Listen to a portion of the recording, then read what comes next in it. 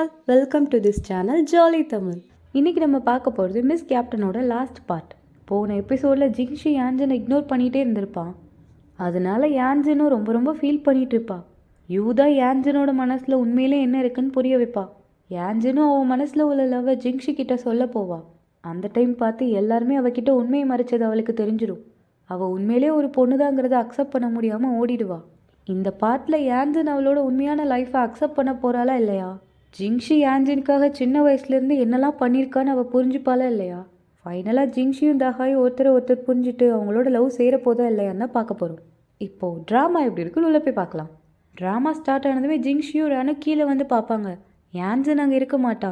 அதனால ரானும் நம்ம 2 பேரும் தனித்தனியாக போய் அவளை தேடலான்னு சொல்லுவான். ஜிங்ஷியும் ஓகேன்னு சொல்லிட்டு பாஸ்கெட் பால் கோர்ட்டுக்கு ஓடி வருவான். வந்ததுமே பிளேயர்ஸ் கிட்ட யான்ஜனை பார்த்தீங்களான்னு கேட்பான். அவள் உங்களை பார்க்க தானே மேலே வந்தா, என்ன ஆச்சுன்னு கேட்பாங்க. ஜிங்ஷியும் அவளுக்கு அந்த தெரப்பி மேட்டர் ஃபுல்லாக தெரிஞ்சிருச்சு, அதனால அவள் போயிட்டான்னு சொல்லுவான். அதுவும் நீங்கள் எப்படி அதை கேப்டனுக்கு தெரிய விட்டீங்கன்னு கேட்பான். 2வது குண்டு பையனும் இப்போ நம்ம என்ன பண்ணுறதுன்னு கேட்பான். நான் முதல்ல அவள் எங்கே இருக்கான்னு போய் பார்க்குறேன்னு ஜிங்ஷி போயிடுவான். 2வது குண்டு பையனும் நாங்களும் தேடுறோம், உன்னால தாண்டா எல்லாம், நீ தான் ஓவர் ஆக்ட் பண்ண, அதனால தான் கண்டுபிடிச்சிட்டாங்கன்னு சொல்லுவான். அந்த மிச்சம் இருக்க பிளேயரும், ஏய் நான் பார்ட் டைமாக ஆக்டராக இருந்தேன், நான் எப்படி கேவலமாக நடித்தேன்னு நீங்கள் சொல்கிறீங்க, கண்டிப்பாக இது அடோவோட ஃபால்ட்டாக தான் இருக்கும்னு அவனை ப்ளேம் பண்ணிகிட்டு இருப்பான்.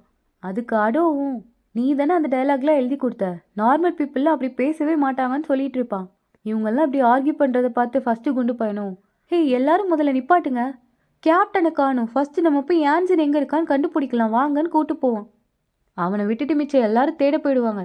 ஃபஸ்ட்டு குண்டு பையன் அவங்களாம் போன அப்புறம் தனியாக நின்றுட்டு, நான் தான் அவங்க எல்லாரையும் விட நல்லா ஆக்ட் பண்ணேன்னு சொல்லி சிரிச்சுட்டே போயிடுவான். இப்போ ஜிங்ஷியை காட்டுவாங்க. அவன் ஷூ ஷாப்லாம் போய் தேடி பார்ப்பான். அந்த கடைக்காரங்கிட்ட யான்ஜனோட ஃபோட்டோவை காமிச்சுலாம் கேட்டு பார்ப்பான். அந்த கடைக்கார பொண்ணும் அவள் ஃபோட்டோவை பார்த்துட்டு, ஆமாம் ஒரு நாள் கடைக்கு வந்தாங்க, நீங்கள் உங்கள் கேர்ள் ஃப்ரெண்ட் கூட சண்டை போட்டிங்களா என்னன்னு சிரிச்சுட்டே கேட்பா. அதுக்கெல்லாம் ஆன்சர் பண்ண ஜிங்ஷிக்கு நேரம் இல்லாதனால தேங்க்யூன்னு சொல்லிட்டு அவன் கிளம்பிடுவான். இப்போ ரானை காட்டுவாங்க. அவன் ஒரு இடமா தேடிட்டு யூக்கு கால் பண்ணுவான். யூ காலை எடுத்ததும் யான்ஜன் டோம் வந்தாலான்னு கேட்பான். யூவும் என்னாச்சுன்னு கேட்பா. இல்லை நம்ம எல்லாரும் அவகிட்ட போய் சொல்லிட்டு இருந்தது அவளுக்கு தெரிஞ்சிருச்சு, அந்த தெரப்பி பற்றி தெரிஞ்சதுமே அவள் காணாமல் போயிட்டான்னு சொல்லுவான். யூக்கு கொஞ்சம் பயமாயிடும். அவளோ, எப்படி இதெல்லாம் நடந்துச்சு, நீ இப்போ எங்கே இருக்க, நான் வரேன், நான் வந்து ஹெல்ப் பண்ணுறேன்னு சொல்லுவாள். இப்போ யூ ரானும் சேர்ந்து தான் தேட போயிட்டு இருப்பாங்க. ஃபாஸ்ட்டாக நடந்து வரேன்னு யூ ஸ்லிப் ஆகிடுவா. ஸ்லிப் ஆனதில் அவள் கால் கொஞ்சம் ட்விஸ்ட் ஆகிடும். நடந்து பாப்பா, அவளால் நடக்க முடியாது. ரான் முன்னாடி போயிட்டு இருப்பான். யூவோட சத்தம் கேட்டு திரும்பி பார்ப்பான். பார்த்தா அவள் நடக்க முடியாமல் நடந்துட்டு இருப்பா. என்னாச்சுன்னு கேட்பான். கால் கொஞ்சம் ட்விஸ்ட் ஆயிடுச்சுன்னு நினைக்கிறேன்னு சொல்லுவாள். ரானும் காலை செக் பண்ணி பார்ப்பான். யூ ரான் கிட்ட, பரவாயில்ல நான் பார்த்துக்கிறேன், நீ போய் யான்ஜனை தேடுன்னு சொல்லுவாள். ரானும், இந்த நிலமையில நான் எப்படி உன்னை தனியாக விட்டு போகிறது, வா வந்து என் மேலே ஏறுன்னு சொல்லுவான். யூவும் வேணான்னு சொல்லி பாப்பா, நான் சொல்கிறத கேட்டு ஒழுங்கா ஏறு, சீக்கிரம் ஏறுன்னு சொல்லுவான். யூவும் ஏறிப்பா. இந்த டைம் தான் யூக்கு ரான் மேலே லைட்டாக ஃபீலிங் ஸ்டார்ட் ஆகிடும். இப்போ ஜிங்ஷியை காட்டுவாங்க. அவன் காலையிலேருந்து நைட் வரைக்கும் ஓடி ஓடி போய் அவளை தேடியிருப்பான். ஆனால் யான்ஜன் எங்கேயுமே இருக்க மாட்டான். இப்போ வேற வழி இல்லாமல் தாகாயோட அப்பாவுக்கு கால் பண்ணி, தாகாய் அவள் ஒரு பொண்ணுங்கிறத கண்டுபிடிச்சிட்டா, இதுக்கப்புறம் அவள் என்ன பண்ண போறான்னு எனக்கே தெரியல, இது ஒரு புது தெரப்பினால ப்ரொஃபஸர் கூட இதான விளைவுகள் எப்படி இருக்கும்னு தெரியல, அவள் வீட்டுக்கு வந்தானா உடனே என்கிட்ட சொல்லிடுங்கன்னு சொல்லுவான். இப்போ யான்ஜனை காட்டுவாங்க. அவள் கூட காலையிலேருந்து நிற்காம ஓடிட்டு இருந்திருப்பா. அவள் கால் வலிச்சாலும் பரவாயில்ல, உயிருக்கு என்னானாலும் பரவாயில்லன்னு நிலமையில ஓடிட்டு இருப்பா. அவளோட எனர்ஜி எல்லாமே ட்ரைன் ஆயிருக்கும், ஆனாலும் விடாமல் ஓடிட்டு இருப்பா. ஒரு கட்டத்தில் ஓட முடியாமல் நின்று, இது எப்படி உண்மையாக இருக்கும், அப்போ நான் உண்மையிலே கேர்ள் தானா, அப்போது இவ்வளோ நாள் எல்லாரும் என்னை பார்த்து சிரிச்சிட்டு தான் இருந்திருப்பாங்கல்ல, எனக்கு நல்ல ஃப்ரெண்ட்ஸ் இருக்காங்கன்னு நினச்சேன், பெஸ்டிஸ் இருக்காங்கன்னு நினச்சேன், ஆனால் அது எதுவுமே உண்மை இல்லை, எல்லாமே பொய், எல்லாருமே என்கிட்ட பொய் மட்டும்தான் சொல்லிட்டு இருந்திருக்காங்க. ஜிங்ஷி, ரான், யூ, பாஸ்கெட் பால் டீம் யாருமே உண்மை இல்லை. ஏன் எங்கள் அப்பா கூட என்கிட்ட போய் தான் சொல்லிட்டு இருந்திருக்காங்க. ஏன் என் வாழ்க்கையிலேயே இப்பெல்லாம் நடக்குதுன்னு கதறி கதறி அழுதுகிட்டே ஓட ஆரம்பிப்பா. ஆனால் அவகிட்ட எனர்ஜி சுத்தமாக இருக்காது. கால் ஸ்லிப்பாகி ரோட்லேயே விழுந்துடுவா. விழுந்தப்புறம் கூட அழுதுட்டு, எதுக்கு எல்லாரும் என்கிட்ட போய் மட்டும் சொல்லிட்டு இருந்தாங்க, ஒருத்தர் கூட உண்மை சொல்ல என் பக்கத்துல இல்லையேன்னு அழுதுட்டு இருப்பா. இப்போ யான்ஜன் நேராக அவள் வீட்டுக்கு தான் வந்திருப்பா. டோர் ஓப்பன் பண்ணி உள்ளே போவா. அவங்க அப்பா செடிக்கெல்லாம் தண்ணி ஊற்றிட்டு இருப்பாங்க. அவங்கள பார்த்ததுமே அப்பான்னு கூப்பிடுவா. அவள் கூப்பிடுற அந்த டோன்லேயே அவங்க அப்பாவுக்கு அவள் எவ்வளோ கஷ்டப்பட்டுட்ருக்கான்னு புரிஞ்சிடும்.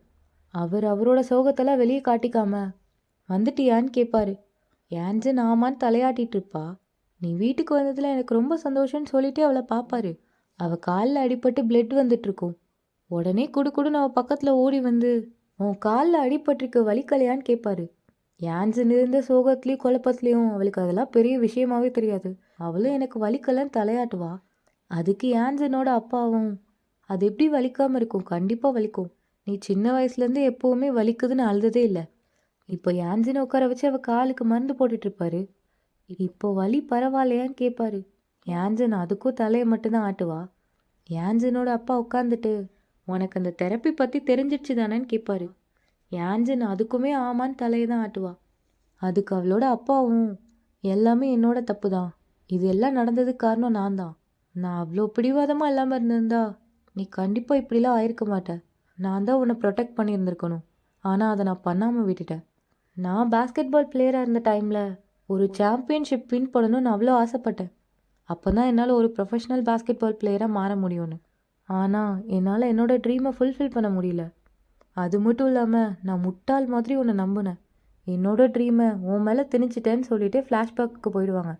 யான்சனோட உண்மையான பேரே தாஹாய் தான். அவள் ஒரு பொண்ணாக தான் வாழ்ந்துட்டு இருந்திருப்பா. யான்சனோட சின்ன வயசில் அவங்க அப்பா ஒரு பாஸ்கெட் பால் பிளேயராக இருந்திருப்பார். அவரோட டீமுக்கு அவர் தான் கேப்டனாக இருந்திருப்பார்.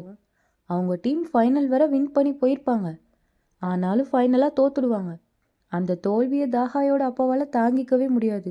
அவரும் மேட்ச் முடிஞ்ச அன்னைக்கு நைட்டு வீட்டுக்கு வந்து அவரோட பொண்ணு நின்று அவர் பேசுகிறதெல்லாம் பார்த்துட்ருக்கான்னு கூட தெரியாமல், எனக்கு ஏன் ஒரு பையன் பிறக்கலை, எனக்கு மட்டும் ஒரு பையன் இருந்திருந்தா எனக்கு பதிலாக அவனே எனக்காக வின் பண்ணி கொடுத்துருப்பான். ஆனால் எனக்கு இருக்கிறதே ஒரு வீக்கான பொண்ணு, அவளை வச்சு நான் என்ன பண்ணுறதுன்னு அழுதுகிட்டே குடிக்க போவார். அதுக்குள்ளே தாஹாய் நின்று இவர் பேசுகிறதெல்லாம் கேட்டுட்டு இருந்ததை பார்த்துருவார். அவளை பார்த்ததுமே தாஹாய் தாஹாய்னு கூப்பிட்டுட்டு பின்னாடியே போவார். அதுக்குள்ளே தாஹாய் போய் அவர் ரூமை க்ளோஸ் பண்ணிவிட்டு கண்ணாடி முன்னாடி போய் உட்காந்து அவளை பார்ப்பா. உடனே ஒரு சிசர் எடுத்து ஹேரை கட் பண்ண ஆரம்பிச்சிடுவா. தாஹாயோட அப்பா சொன்ன அந்த ஒரு வார்த்தையால் அவளோட ஜெண்டரே மாற்றிக்க ரெடி ஆகிடுவா. மனசளவில் அவள் ஒரு பையங்கிறத அவளே நம்ப ஆரம்பிச்சிடுவா. அதை தான் அவங்க அப்பாவும் அவளுக்கு சொல்லிகிட்டு இருப்பாங்க. நீ அந்த டைமுக்கு அப்புறம் உன்னே நீ பாயாக நினச்சிக்கிட்ட.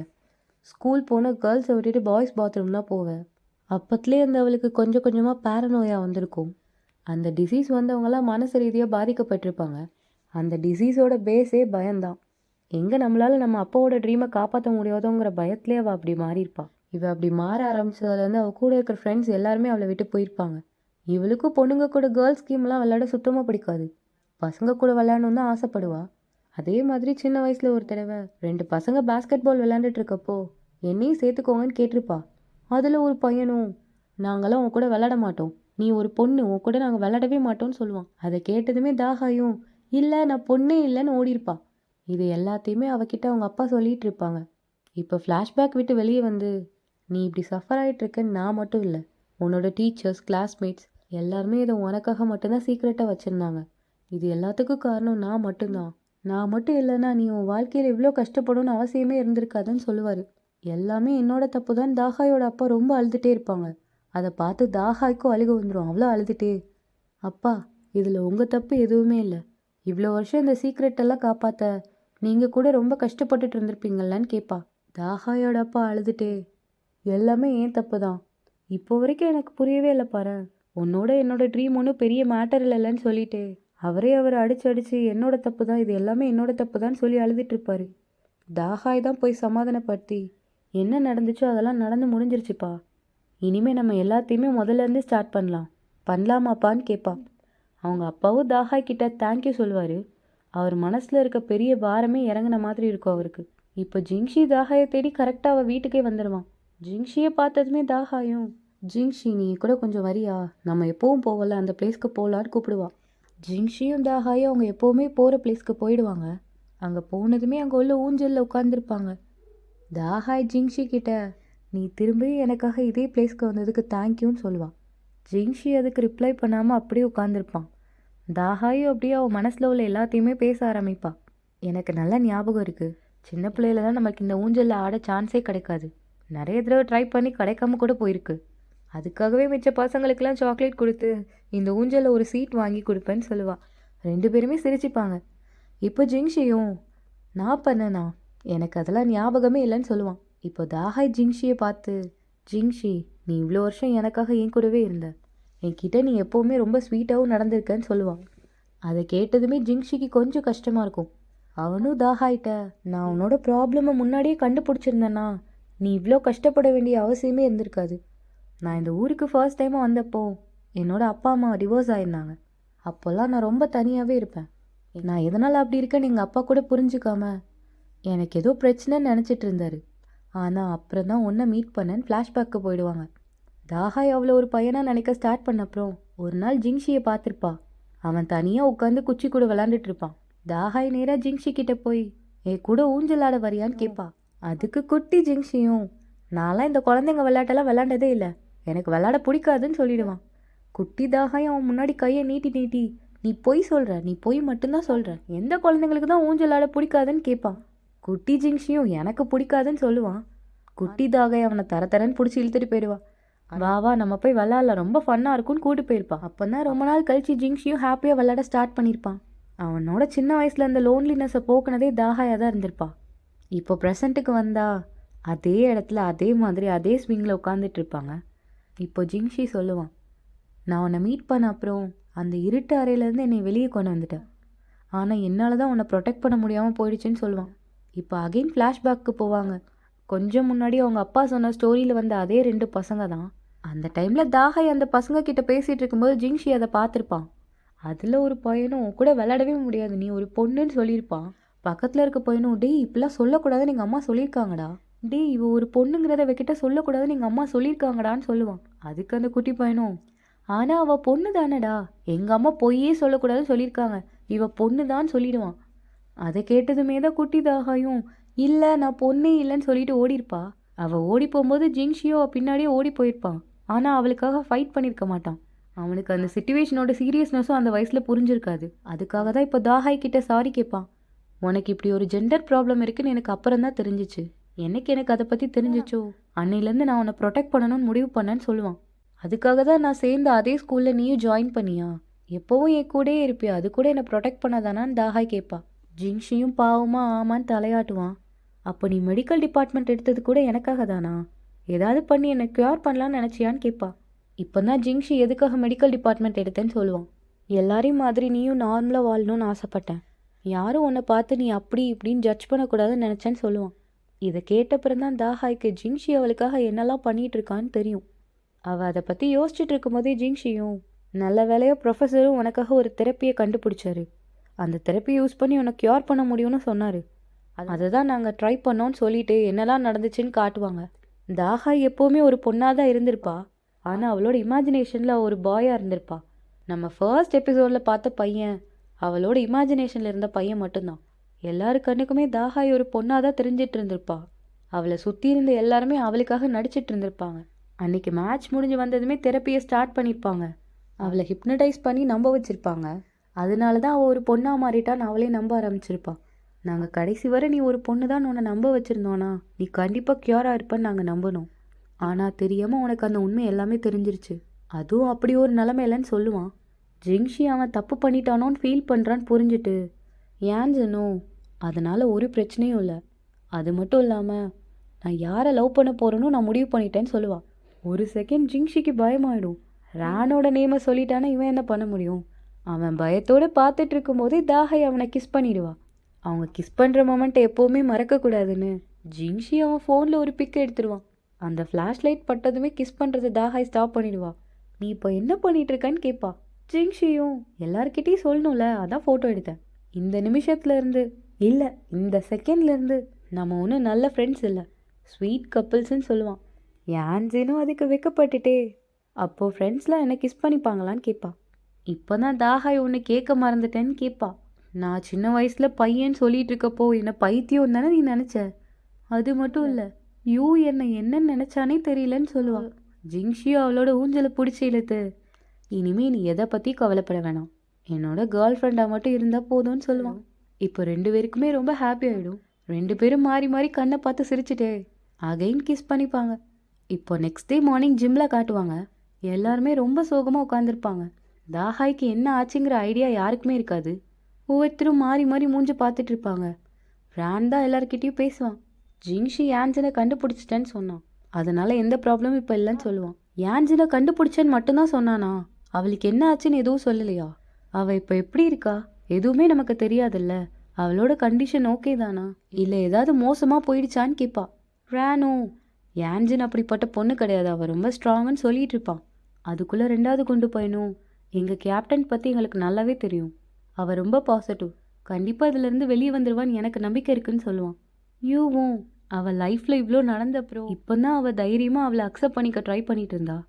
அதுக்குள்ளே இப்படி அவளுக்கு திடீர்னு உண்மைலாம் தெரிஞ்சிருச்சு. அவள் இடத்துல யாராக இருந்தாலுமே இந்த உண்மையை அக்செப்ட் பண்ணிக்கிறது கஷ்டம் தான் சொல்லிட்டு இருப்பா. அதுக்குள்ளே பின்னாடி இருந்து நாங்கள் வந்துட்டோன்னு சத்தம் வரும். எல்லாரும் திரும்பி பார்த்தா ஜிங்ஷியும் தாஹாயும் வந்திருப்பாங்க. அவளை பார்த்ததுமே யான்சன் நீ ஓகேயான்னு கேட்பா. யான்சனும் சாரி நான் அவங்க எல்லாரையும் ரொம்ப கவலைப்பட வச்சுட்டால. யூக்கு அவள் ஆன்சர் பண்ணிட்டு இருக்கிறது கூட காதில் கேட்காது. ஆனால் அவளோட கண் அவங்க 2 பேரோட கையை பார்த்துரும். அவளும் அவங்க 2 பேர் கையையும் காட்டி என்னது இது, எதுக்கு கையை பிடிச்சிட்டு நிற்கிறீங்கன்னு கேட்பா. ஜிங்ஷியும் இதான் என்னோட கேர்ள் ஃப்ரெண்டுன்னு இன்ட்ரடியூஸ் பண்ணுவான். யூ இவ்வளோ நாள் ஸ்கிரிப்டுக்காக அப்படிலாம் சொல்லிட்டு இருந்திருக்க மாட்டா. அவளுக்கு உண்மையிலே ஜிங்ஷியும் தாஹாயும் சேரணும்னு ரொம்ப ஆசைப்பட்டிருப்பா. ஜிங்ஷி சொன்னதை கேட்டதுமே என்னது அதுக்குள்ளே லவ் பண்ண ஆரம்பிச்சிட்டிங்களான்னு கேட்பா. யான்சனும் ஓடி வந்து யூவை ஹக் பண்ணிட்டு தேங்க்யூ நீ என்னை ரொம்ப நல்லாவே பார்த்துக்கிட்டேன்னு சொல்லுவாள். இப்போ ஜிங்ஷி டீம் மெம்பர்ஸ் எல்லார்கிட்டையும் இனிமேல் நம்ம யாரும் ஆக்ட் பண்ண வேண்டிய அவசியமே இல்லை, யான்சன் எப்போவும் உங்கள் கேப்டன், அது மட்டும் இல்லை அவள் எப்போவுமே என்னோட கேர்ள் ஃப்ரெண்டுன்னு சொல்லுவான். அதை கேட்டதுமே டீம் மெம்பர்ஸும் நாங்கள் இனிமேல் ஆக்ட் பண்ண வேண்டாம் தான், ஆனால் எங்களுக்கு கொஞ்சம் கொஸ்டின்ஸ் இருக்குது, சியர் லீடிங் கேர்ள்ஸ்லாம் எங்களுக்காக வருவாங்களா மாட்டாங்களான்னு கேட்பாங்க. யான்சன் அவளோட ஃபேஸை டெரராக வச்சுட்டு நமக்கு டைம் இல்லை, ஃபைனல் சீக்கிரம் வரப்போகுது, அதனால கேர்ள்ஸை பற்றி திங்க் பண்ணுறது நிப்பாட்டுங்கன்னு சொல்லுவாள். அவள் சொன்ன ஸ்லாங்லேயே அவங்களுக்கு புரிஞ்சிடும் கேர்ள்ஸ் கண்டிப்பாக வருவாங்கன்னு. அவங்களும் ஒன்றா நின்று கும்மாலாம் அடிச்சிட்ருப்பாங்க. ஆனால் ரேன் மட்டும் ஜிங்ஷி கிட்ட வந்து உன்னோட லவ்வுக்கு கங்க்ராட்ஸ், நீ அவகிட்ட எப்போவுமே நல்லா தான் நடந்துப்பேன்னு நம்புகிறேன், இல்லைனான்னு பஞ்ச் பண்ணுற மாதிரி கை நீட்டுவான். ஜிங்ஷியும் அவன் கையில் ஸ்போர்ட்டிவாக பஞ்ச் பண்ணிவிட்டு கண்டிப்பாக நான் அவகிட்ட நல்லா நடந்துப்பேன்னு சொல்லுவான். ரேனும் அவனோட உடஞ்ச மனசை எப்படியாவது கம் போட்டு ஒட்டிக்கலான்னு போயிடுவான். இப்போ ஃபைனல்ஸ்க்கு வந்துடுவாங்க. ஜிங்ஷி கையில் தான் பால் இருக்கும். லாஸ்ட்டாக அவன் ஸ்கோர் பண்ணானா டீம் வின் பண்ணிடும். எல்லாருக்கும் தெரிஞ்ச மாதிரி அவன் ஸ்கோர் பண்ணிடுவான், டீம் வின் பண்ணிடும், சாம்பியன்ஷிப்பு கிடச்சிடும். இப்போ அப்படியே எல்லாரோட லைஃப்பையும் ஒரு கிளான்ஸ் காட்டினா யூ ரேனும் சேர்ந்துருவாங்க. தாஹாயோட பிளேஸ்க்கு ரீப்ளேஸ்மெண்ட்டா ஒன் டைம் வீல் சேரில் வந்து ஒரு பையன் பாஸ்கெட் பால் விளையாண்டுருப்பானே அவனை சேர்த்துப்பாங்க. அவனையும் நடக்க வச்சு நம்ம டீமுக்கு சூப்பராக இன்னொரு ஆள் கிடச்சிருக்காங்கன்னு எல்லாரும் கை தட்டிட்டு இருப்பாங்க. அவங்க மேட்ச்சை அழகாக வின் பண்ணதுமே இந்த ஸ்டோரியே முடிஞ்சிடும். இதோட இந்த மிஸ் கேப்டன் ட்ராமா முடியுது. நெக்ஸ்ட் ட்ராமாவில் சீக்கிரம் பார்க்கலாம். பாய், தேங்க்யூ ஃபார் வாட்சிங்.